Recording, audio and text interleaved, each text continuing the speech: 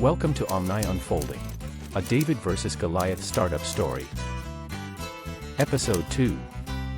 A deep dive into the global media problems and potential solutions. Hi there. Welcome back to the second episode of Omni Unfolding. And if you heard the first one, you know a little bit about what is in store here. We are going to talk about some of the major global problems in the media space. And the intention of speaking about these problems is that you understand what we're trying to deal with, because we're obviously building a startup, and when you're building a startup, you're not necessarily facing the biggest problems first. You usually start small. You fix one thing, and then you fix another thing, and then you fix a third thing, and then eventually you have a solid foundation upon which you can face much bigger problems. And that's kind of what we're intending to do as well. So we want to talk about the big problems out there in the world. We want to do so because in that, we hopefully connect with like-minded people that might not necessarily resonate with the very first step on our journey, but you might resonate with the path that we're on, with the impact that we're trying to create, and with the problems that we're trying to solve. And I think if you listen to this and you think, I'm not really in your target audience for the first version of Omni, but I do resonate with the problems that you're trying to face on a bigger scale. If that's you, I want you and I hope that you'll stay with us and that you'll still use your voice on this journey, that you'll still help us understand what this perspective is when it's not coming from us. Obviously, we have a little bit of an idea about what the perspective is for different groups of people, different communities, even different places in the world. But your perspective can help us understand that so much better. And we're looking to create a community of people that are passionate about solving these issues. And I think you still have a place in our community, even if you're not an expat, which is what we're focusing on at first. So please stay tuned. I would love to connect either way and just hear your thoughts on these much, much bigger and broader global problems that we all face. So strap in. So the way we see it, our global media kind of scene has amplified a lot of different and critical issues in the media space. We see declining trust. We see information overload. We have profit-driven incentives behind the business models that run almost all media companies. And I think also one of the big problems are the formats in which we, as different generations, consume information. And so the first one, we see this in many countries all over the world, and obviously this varies from country to country, but the broad strokes is that the trust in media is declining fast. And in some countries, it's really, really low. And in others, it's actually impressively high. And it's cool to see the contrast there, because it also shows that this problem is not necessarily as big everywhere in the world, but it's big and it's across the scale, it's declining, and that's not a good trend, because it means that the source that most people have towards what's happening in this society, in the community around them, and in particular in the whole world, that one source, which I generally speak of as traditional media, that they don't trust it. And what happens if you don't trust the information that you base your opinions on, that you base your fears on, that you basically base the conversations on with your neighbors or colleagues or family? If you don't have trust there, you have a big problem, because then people can't really rely on the information that is pretty much the base and the foundation of our lives. And so not being able to trust in media is a big problem, because the media, as I see it, in general is kind of it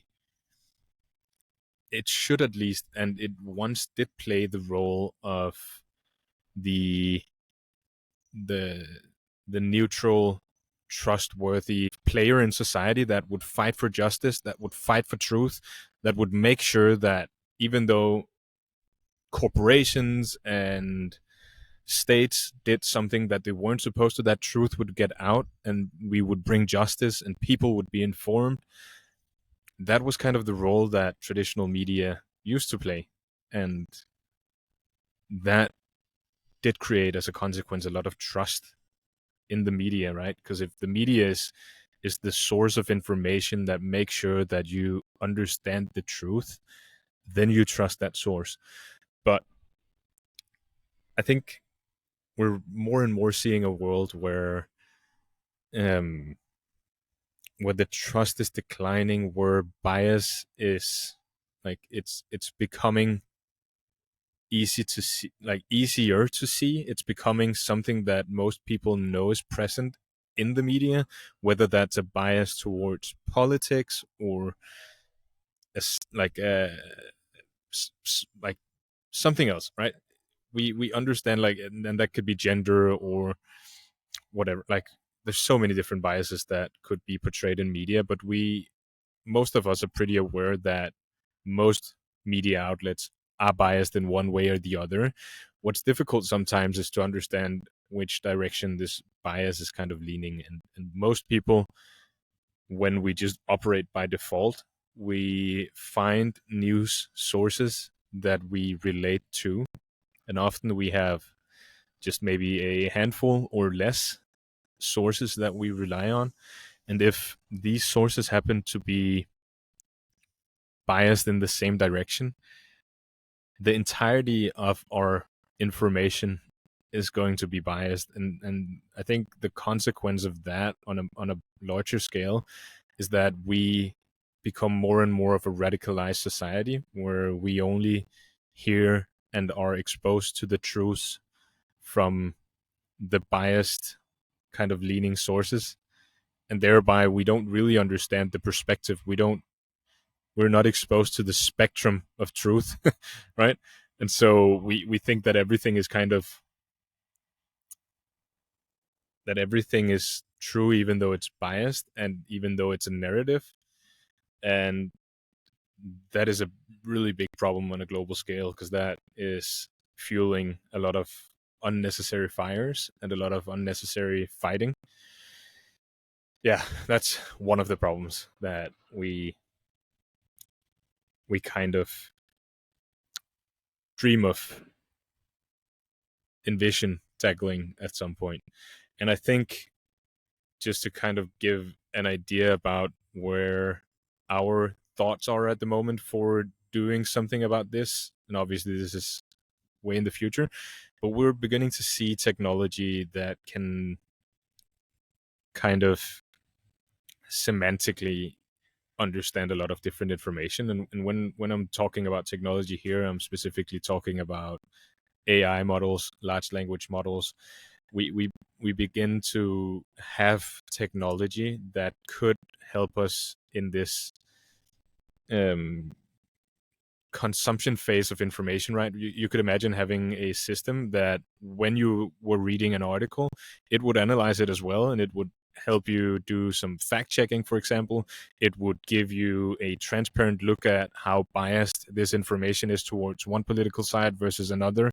It could maybe even help you understand the quality of the source that it's coming from, not only on a media outlet level, but even maybe on a journalist, like a sender level. Is this an individual who is who is trustworthy in the sense that they bring and historically has brought quality information, and when they have made mistakes, do they go out um and tell people about it? Do they kind of do they do they make a good effort to kind of fix their mistakes, or are they historically someone who said a lot of different things and that history has proven those things to be incorrect and have done nothing to kind of fix that, right? So we can imagine having a system that can kind of do this quality analysis for you on the fly. And I think something like that would be very beneficial for the average consumer in the pursuit of getting um, more qualified and quality information. Because I think the problem here obviously is that as individuals we don't really have the capability to understand the quality of the source, to think critically about everything. We can think critically about some things in which we might be experts on, right? That's okay if you're an expert in some field, let's say accounting, and you read an article about some financial statistics or something like that from your favorite media outlet, and you can probably see pretty quick whether this is plausible, whether this is completely wrong or something else, because you have the expertise, right? But we're reading about so many different topics that we don't know anything about. And when doing that, we kind of have to blindly trust the source from which we're reading, or we have to do a ton of research and apply critical thinking to understand whether this is plausible, correct, or biased, or whatever that might look like. And we don't have the time compared to how many news we're consuming on a daily. So this is not possible. Why most people either just trust or distrust sources, and if they trust a source, they trust everything from that source, and it's a bad operating system for understanding the quality and transparency of information.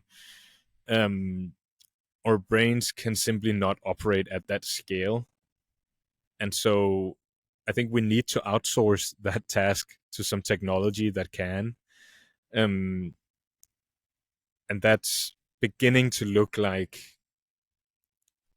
something that's feasible. It's beginning to look like the traction that AI has could solve this problem eventually. And so that's really interesting. Another thing that we see as a big problem, as I mentioned earlier, is the information overload, right? And what I mean by that is you basically you and I feeling overloaded by the amount of information that we're consuming and being exposed to on a daily basis. Um, and I think obviously there is a lot of different reasons for this. I think the main reason why we have transitioned into a world where we're exposed to so much information all the time, I think the main reason there is the business models upon which the majority of media companies basically live on. And so what I mean here is that most media companies, whether that is traditional news outlets or whether it's social medias, they mostly rely on advertising revenue. And when you rely on advertising revenue and you want to scale your business, when those two things are present, you have to think about how you get to earn most possible money through your advertising. And the obvious way to do that is basically to get more people to spend more time on your platform, because they can then consume more advertising and you can sell more advertising to your customers, which are the companies buying the advertising space. And so when we have the reality of media companies being, or at least they are supposed to be, the truth seekers, the independent sources of trust in our society, the ones that go out and challenge the truth, or at least the public understanding of the truth, and find the real truth, when their core business is basically reliant on people consuming more and more news, you can see how the incentives there kind of become a slippery slope, right? So I think that is the core reason why we see more and more clickbait, why we see more and more just copying of information. Every single media outlet, whether it's small or big or global or national or local, they all need to have all the information. And the reason why they do that is because then there's a chance that you will read that information on their side and not their competitor's side. Because if you read it on their side, they will earn money, which means that we no longer really have the need to be first or to be. It's an advantage, obviously, to be first because then you get the majority of readers to your side. But we don't really need to be novel. We don't really need to bring quality to the table as long as people come to your site and visit and read and spend time consuming ads. It's kind of the most important thing. And so if you want people, when they come to your site, if you want them to stay, it's much easier to do that if you invoke some type of negative feeling in them, right? And so that kind of leads to clickbait articles, sensationalism, the negative perspective on everything, right? They're digging in dirt so they can find just some aspect of some story that will piss you off so that you'll spend time being pissed off and going in the depth and then reading another story that can piss you off so you can go tell your neighbor that it pissed you off. And that is much easier than to get someone to sit and spend half an hour reading quality, factual, neutral information that don't really engage them that much. And I heard this the other day. It's not something that I have personally seen, but I heard it in the All In podcast that if you go back and read from the archives of some of these very big and global media sites, if you read their stories from like 30 years back, they were so dry and so neutral and so factual that in today's world, it's really difficult to even get through them.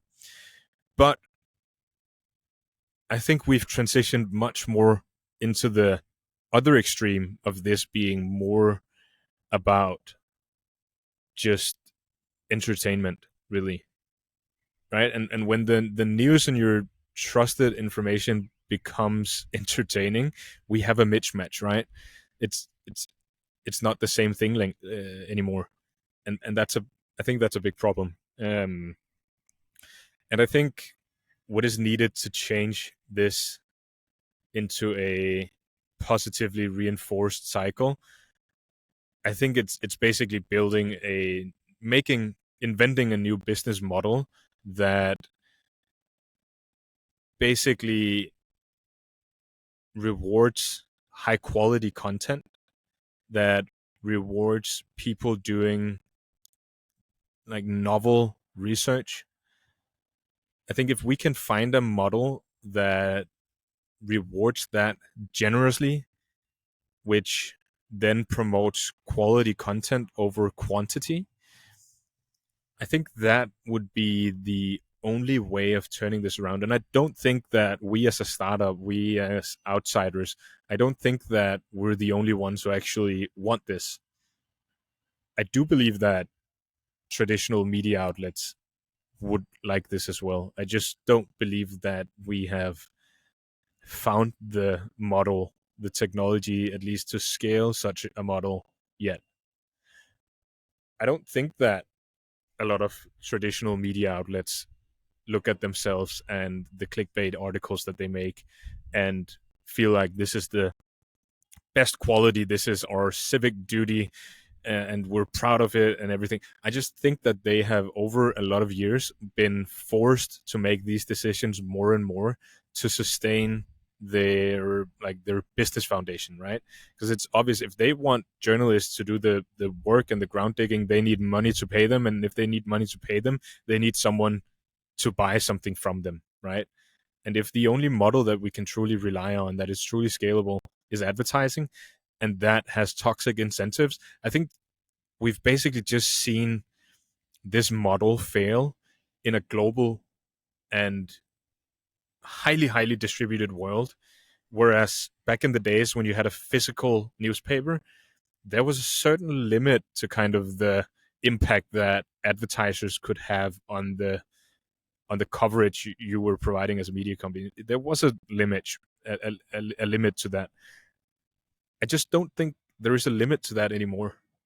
I think when we have such a big scale of information going out, and the the the companies buying the advertising space, taking up so much of the information space, I think it's impossible to scale this model without these toxic incentives kind of gradually taking over. And I think that's what we're seeing. And back to the problem of information overload, I honestly think that it's such a big problem in today's world that it's probably accountable for a lot of the mental health problems we have in the world, right? We we see basically a global mental health crisis, and then it's getting worse, and we're most of the time addressing the symptoms like stress and anxiety and depression, figuring out how we as societies can deal with those as if they are permanent, as if they came to stay, right? But I think we still have a shot at just addressing some of the root cause problems that are creating all these symptoms downstream.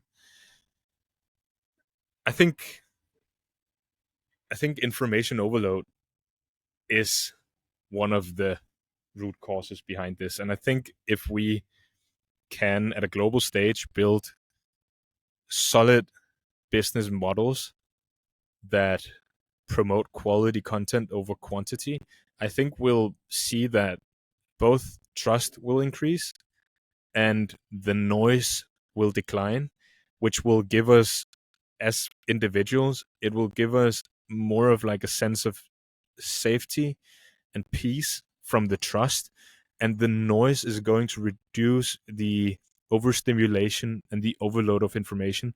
So I think those two things combined will have such a positive impact on the world and on our general health that it is really, really important that someone addresses this on a really large scale eventually. And we are 100% thinking in this way, thinking of how can we contribute to solving this. But it's obviously not a problem that a three-man team can solve at the stage we're in. So what we hope is that we can continue to develop technology that can take us closer and closer to this world, and that we eventually will have a foundation upon which we can have some impact on the way that people both consume their news information. If we can impact how they consume it, we can, through that, impact how content is produced, and we can help maybe makes some sort of system that can incentivize people to create quality information, and that might create like a domino effect. That's at least what I'm dreaming of, and this will inevitably change a lot of times over the next couple of years. But now you know what I'm dreaming of in that sense, that we as a team hope to be able to contribute to solving one day, and there will be a lot of different actors needed to solve this. It's not going to be a one company problem to solve. This is we're talking about changing the core foundation upon which we create information today. So that is a big deal. And so I think an extension of this problem is that the distribution of information is geared towards more. And what I mean by that is that the way most of us consume information is through the different sources that distribute that information to us, whether that be a news outlet which you visit every day, like you go to their homepage. The distribution there is basically the articles that they choose to put up the highest and expose you to when you're looking down their feed. That's kind of the distribution that's going on there. And if you look at another source, that could be your social media account, right? Whether that's Instagram or Facebook or TikTok or whatever, the distribution there is the algorithm that decides what content you're going to see next. And so when you're looking at all these problems that are responsible for the distribution that leads to you consuming and being exposed to some information, they are all pretty much optimized for you to consume more so that they can, in extent, sell more ads. Right? Back to the problem before. And when you rely on companies, on organizations, on technology to distribute information to you, and they rely on making money from you consuming that as much as possible, they're going to do what every other business would do. They would optimize for you spending more time consuming. And I think we'll see a transition at some point soon, like in the next couple of years, where consumers will get more and more power, more and more say in how information is distributed to them. I believe we're going to get more leverage as consumers. I believe that at some point in the future, you'll have a third party tool, which is basically an algorithm, which you can say, I only want information about these sort of things, and I only want them on this time, and I only want them with a perspective that is like 80% positive or more, unless it's a global critical information kind of thing that I need to hear. And if I need to hear that, I want the neutral or positive perspective on it. Like, I think you'll be able to tailor your algorithm so much that you can decide to just filter out all the noise, filter out all the sensational things that doesn't really matter, that's not really important for anyone or anything. And so if we imagine every consumer being able to kind of place themselves behind a filter that is sourcing all this information in, and the consumer can have pretty much full control over that filter, what happens is that the individuals and the organizations producing all this information out there directly in the sources, they will then be really dependent on having a lot of people with filters that allow their content to pass through, right? Because otherwise they won't have anyone seeing their information, reading it, consuming it. And so if these filters can allow consumers to prioritize quality content, then the people creating the content will inevitably be incentivized to create quality content to pass that filter. Otherwise, their noise will just, float around in the void of shitty information. And I think that has to happen. I think that would be a really good solution to basically a lot of the problems, and it would create so many downstream effects that would be beneficial for individuals and societies, and just the cognitive load of our humanity. So yeah, that is a big problem as well. Finding out how to create distribution channels that put the consumer in control, I think, can be summarized like that. And then the very last point here, the very last problem, is basically the one size fits all information format that we see from most traditional media outlets. The problem exists because we, as generations, we grow to prioritize consuming information in different ways. You can see my parents' generation, for example, they enjoy the physical newspaper that they can open up and read every Sunday. They enjoy the drive to get it, buying it, going home, looking forward to reading. They enjoy all that. My generation, like, we pretty much lean toward just consuming things digitally, but I experienced that the majority of us can do fine with like sort of medium length articles. Like, we can read a bit, we can, at least most of us, like to watch as well. The video format is something that is really big for our generation, and some of us like the audio versions as well. That's me in particular. But the younger generation, right?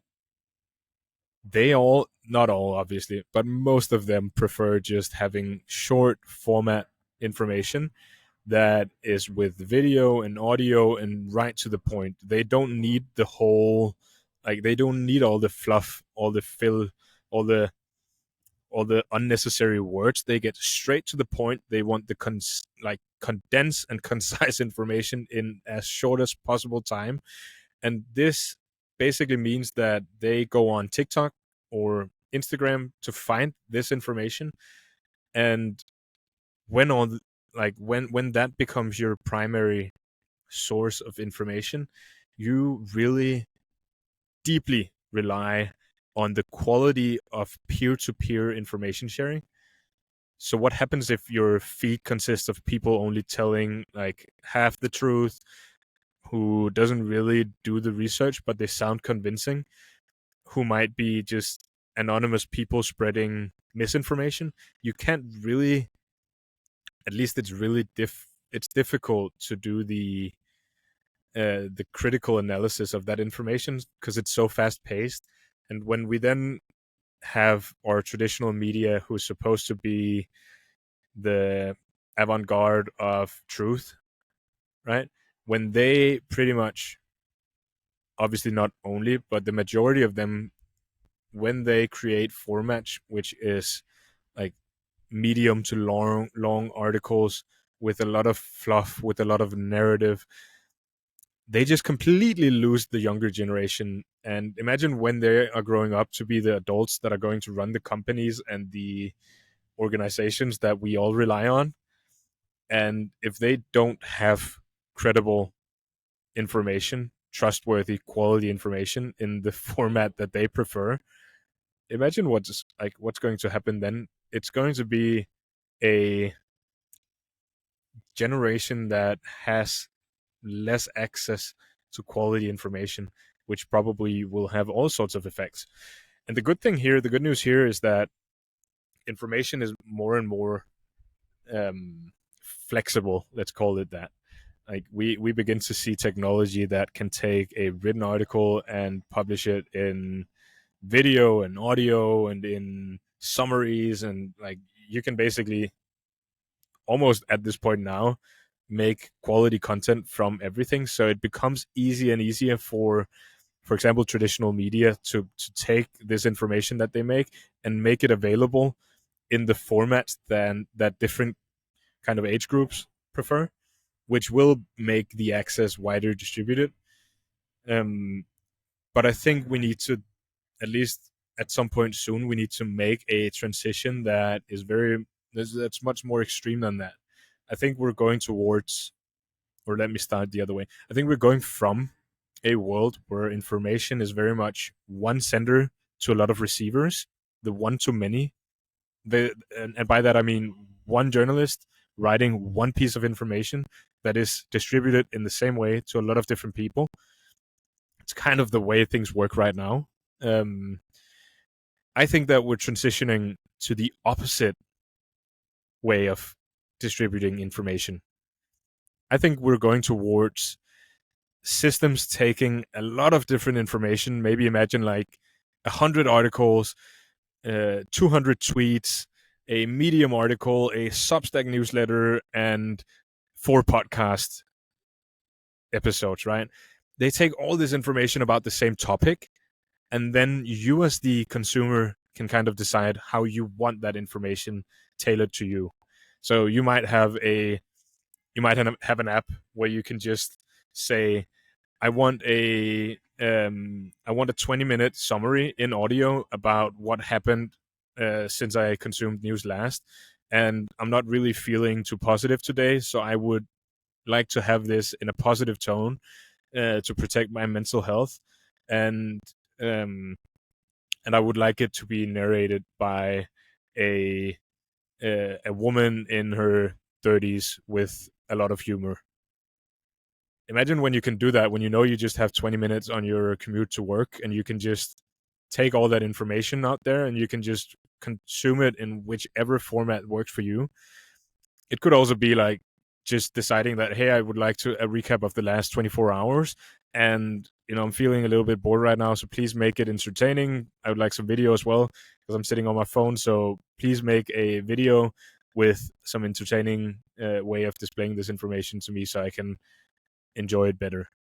And then you just get that to you, right?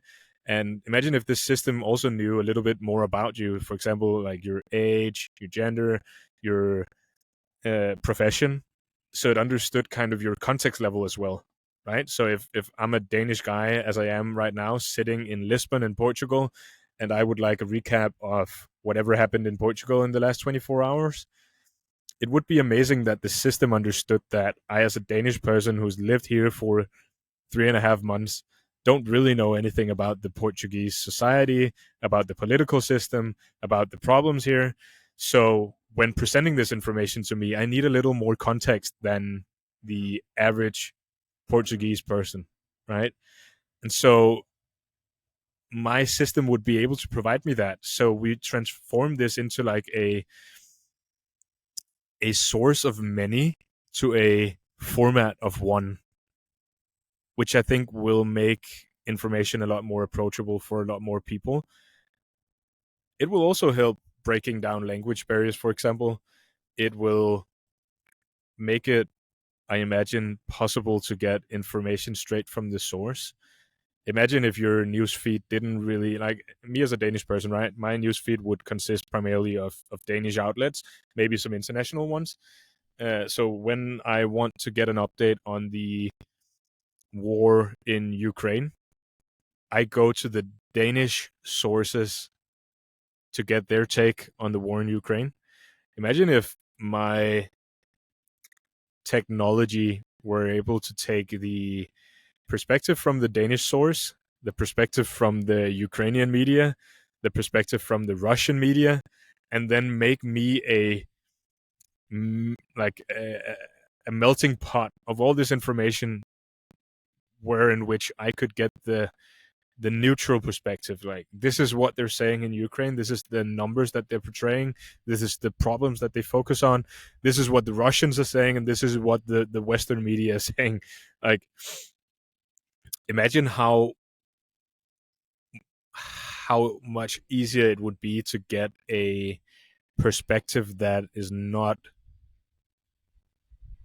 like insanely biased, that you just have to trust on the face value. Imagine how much easier that would be if we could actually easily gather different perspectives and portray them in a format that I personally like.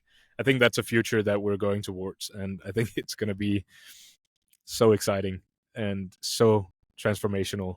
And I am really, really stoked because I think that my generation is going to experience that change.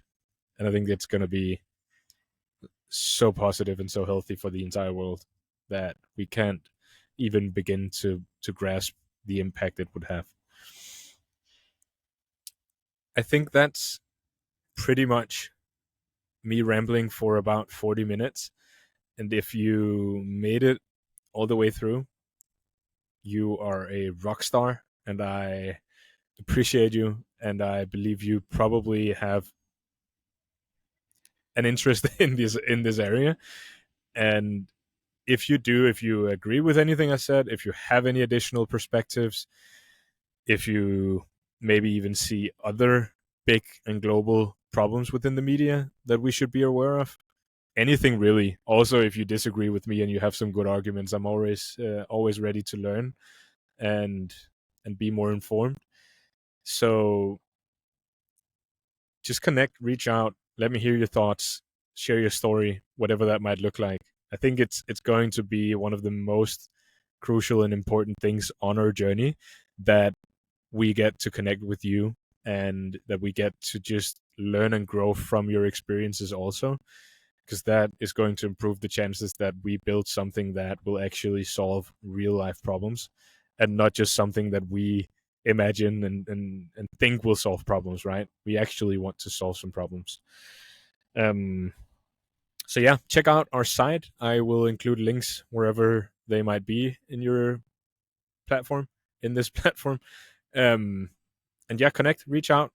I'll be happy to have a chat.